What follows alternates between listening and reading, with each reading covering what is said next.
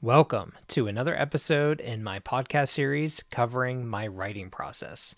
In this episode, we're going to cover the topic of setting, specifically determining what type of setting you want for your book before the outlining begins, before the first draft begins. We're talking about the initial ideas and trying to come up with what setting works best for your book. Specifically, I will be referencing my writing and how I come up with my settings for my book. So you have an understanding of that. And if you enjoy writing, maybe you can take something from it. Or if you were just an all out fanatic in reading epic fantasy, and give you some insight on what to expect from my writings. If this is your first episode that you've seen of me, I am an epic fantasy writer and I am working right now on the first draft of my book I will be publishing next year. I have some big, lofty goals for my writing. So I encourage you to go ahead and watch my other videos. I have an introductory video up and a few other ones that I think that you would enjoy. So I hope you enjoy this episode's discussion on setting, and I'll encourage you to watch more of my videos. My previous video on the writing process, the first one I wrote about my writing process, had to do with ideas. I actually wanted to go a little bit more in depth with ideas, but it's such an encompassing topic. You could spend several hours discussing ideas and how you formulate them, and once you have an idea, trying to chip it down to its best parts, and it's a lot. So I wanted to kind of move on from ideas. I'm sure I'll revisit it in the future with different angles, and just to kind of keep progressing so I can hit each point in my writing process. All right, now with all that out of the way, let's get started on setting. This definitely isn't a step-by-step process necessarily of how I begin the writing or start thinking about a book I'm going to write. It's kind of simultaneously happening. So I'm thinking about the setting, the plot, the characters, what I've thought about with world building over the past several years, and trying to kind of intermingle all of this together. So it's definitely not a process whereby I think of solely the setting first, and then once I have that locked in, then I go to characters. However, I will say that thinking of the setting has been an easy kind of first step for me to go to when really trying to sit down and nail in what I want for my book. And I'll cover exactly what. I think pretty much everyone knows the answer to this question, but it is worth asking anyway when we're talking about a subject. What is setting? The setting of the book is, simply put, the time and place that a story takes place. Place is a fairly simple concept to grasp. It is the location, the physical, geographical place where your book is taking place. Be it a region on a map, a specific city in someone's home, or maybe it's a journey that the characters are traveling across throughout the whole landmass that you've created. In that case, though, there's still a setting. There's an initial setting, and then each chapter has its own setting. So it's a physical place. Time gets a little bit more, not necessarily tricky, but it can have a lot more depth to it depending on the layers of your book and world that you're creating. It could be that if it is a simple book and a standalone novel, you want to get in, create a time and place, then get right out.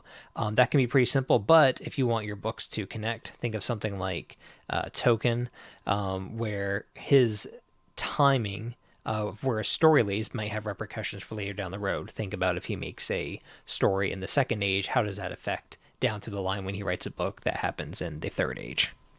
So I'm going to break these two apart, and the first one that I'm going to talk about is the place for the setting. I think that something that is good to ask, I ask myself, is what is an interesting physical location in my world that would be great to tell a story?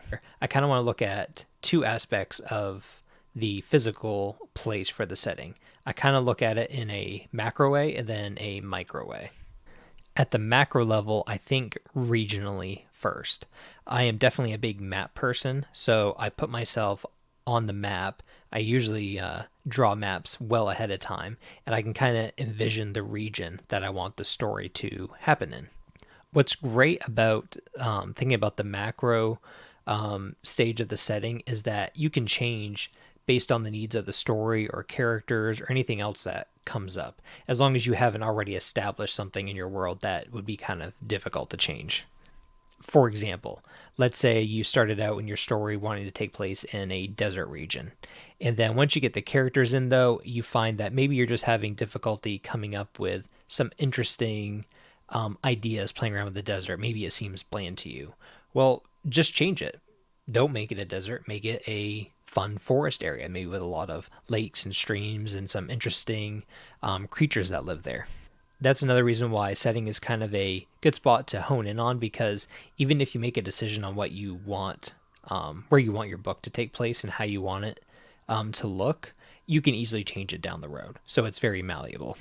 At the micro level, you tend to think a little bit more about the specific details. So maybe that's at the village where your main characters live, or are at least visiting. It could also be not maybe a large forest as a whole, but the specific geographical sightings in that specific area where you want to tell your story. Is there a large cliff maybe with a waterfall? Are there certain maybe plants that you see in that area and not anywhere else? One thing that helps is I kind of picture being, let's say it's a small village that the setting is taking place. Kind of envision yourself standing in the middle of the village, and just what do you see? Are the homes made of wood? Are they made of stone?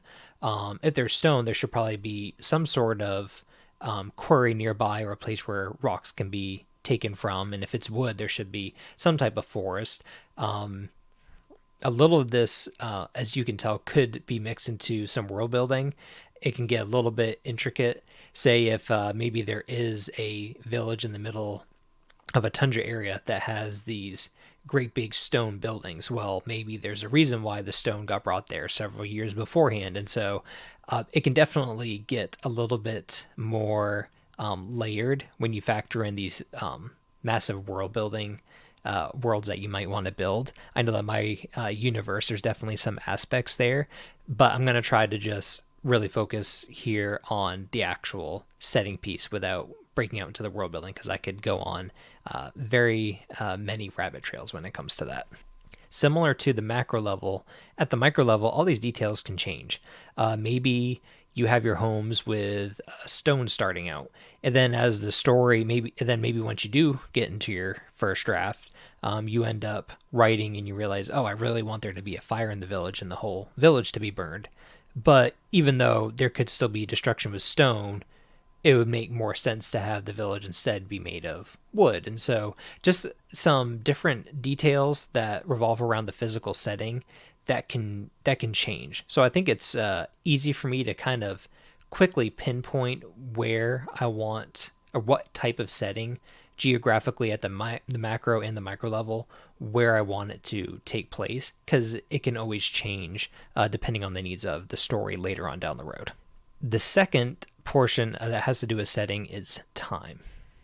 As stated before, time can be a little bit more convoluted, a little bit more tricky to play with, depending on the level of detail that you might want to show with your book. So in my books, I definitely have a plan on connecting them, at least in certain aspects. I can't give my full plan away, but there's some interconnectivity, at least with a few of them. That means that if I pick a story to tell, let's just say my book has 3 different ages, big time areas in my book. And let's say at the beginning of the third one, I want to tell a story about the first city that's built. And so I tell that story. And then later on, if I want to write another book that takes place, say, 500 years later at that same city, I'm sure there'll be some changes over 500 years. Maybe not, but there probably will be some changes. So depending on the level of what you want to do with your world later on down the road, it can vary on how much time you should spend on when on your timeline the story will take place. So that's kind of the technical aspect of picking a time for your setting, just to make sure that there's nothing that you're prepared to write in the time in your world, so that you don't contradict something later on, or that doesn't kind of ruin plans down the road. Again, I can't help but stray into the world building aspect. As important as world building is, as much as I like it, if there's something that you do realize, say in the example that I gave about writing a story that takes place in a city, then 500 years later in that city, and you realize, oh, I actually don't really want, say, the army to be set up this way, or I don't like the wall here anymore because it doesn't fit with what I want to do with when this huge army attacks. Fine, think about a history that happened in between those 500 years that altered the city. So there definitely are ways to work around it. But at the same time, though, it's still nice to have that in the back of your mind just to keep all your thoughts and your world in order. The second aspect to time that honestly is just the most important for the storytelling is you want your book to take place in a time that's exciting. That doesn't mean that every single story should open with huge bandit camps around a city and immediate war at every turn, and that can get chaotic. There's obviously supposed to be conflict in story, but that conflict can slowly grow and develop into climaxes and resolutions, and so. But at the same time, you still want some sort of livelihood in your setting. For example, let's take a village that has been in the same situation for 1,000 years. Your book takes place at the day after the 1,000 year celebration, and everything is just normal.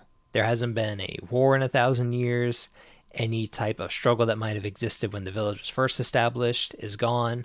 People wake up, do their chores, spend time together, and then go to bed.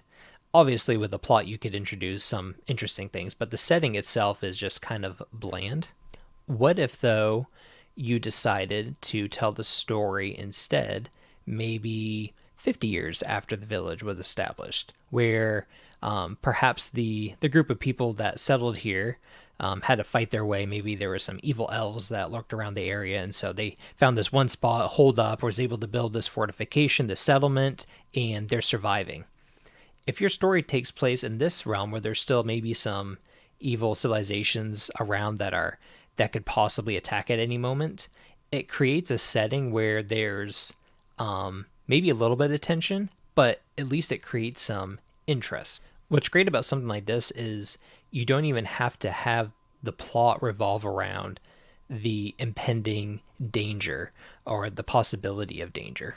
You could merely have your main characters walk around the city and note the maybe the barricades or the watchful soldiers. Just adding these little elements tell the reader, okay, this is kind of a serious environment.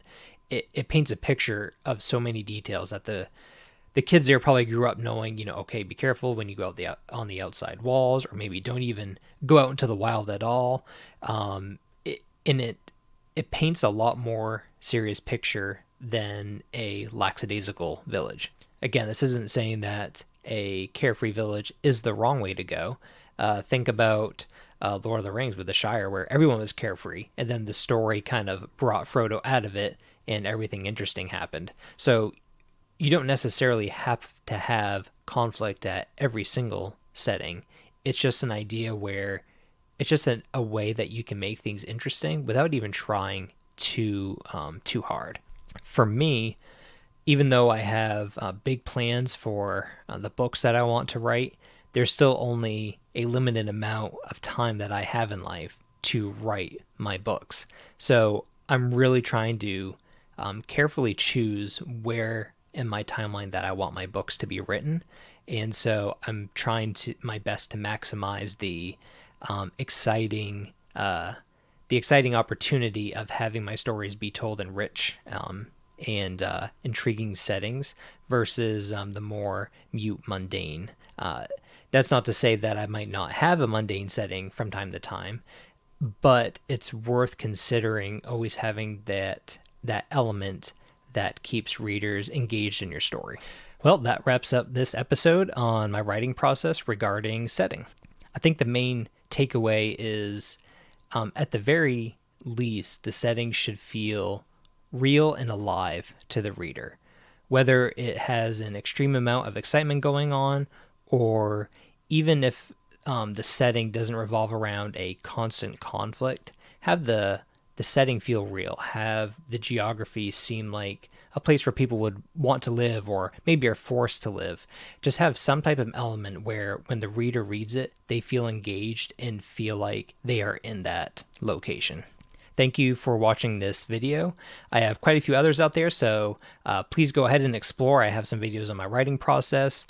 Right now I'm actually going through a series covering Dune, my reaction and analysis on that. So plenty of content out there and plenty more to come.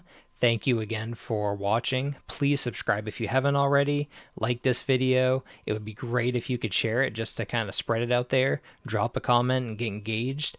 And also, I have a contact form on my website, so please go on there and contact me. We can talk about whatever discussion you want. If you have questions or want to talk about something fantasy related, or just something, whatever you want to talk about, I'm all ears. Thank you again, and I'll see you next time.